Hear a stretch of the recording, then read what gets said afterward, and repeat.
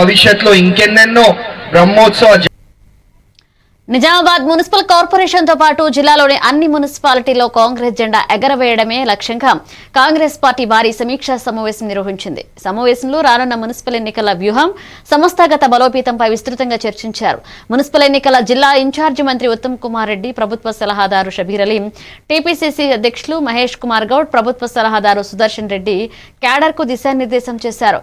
ప్రభుత్వం చేస్తున్న అభివృద్ధి పనులను ప్రతి కార్యకర్త ప్రజల్లోకి తీసుకువెళ్లాలన్నారు. సమావేశంలో కార్పొరేషన్ చైర్మన్లు, జిల్లా పట్టణ అధ్యక్షులు, సీనియర్ నాయకులు పాల్గొన్నారు. ఇవన్నీ దృష్టిలో పెట్టుకొని ఇచ్చే ప్రయత్నం పార్టీ చేస్తుంది. ఎక్కడన్నా ఒకటి రెండు సందర్భాల్లో ఎవరికైనా ఇబ్బంది అయినా కూడా సారథి మహేష్ అన్న గారికి, అదేవిధంగా గౌరవ మంత్రివర్యులు కాంగ్రెస్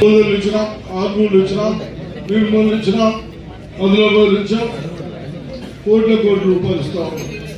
ఇవన్నీ దృష్టిలో పెట్టుకొని నా దగ్గర 15,000 మందికి ఇచ్చాం. చేస్తాం. ఎవరికి టికెట్ వచ్చినా వయసు కూడా ఎవరైనా పని చేయకుండా యాక్షన్ తీసుకుంటారా లేదా? నిజామాబాద్ పట్టణంలో అరవింద్ గారికి మైనస్ అయింది కాబట్టి ఇంటికి రాకుండా పోయిన మాటలు చెప్తా ఉన్నాము. మాకేంటి లాభం అని జనం ఆలోచించారు కాబట్టి వారు కోట్లేదు. ఇలా ప్రజలకు కావాల్సిందేంటి?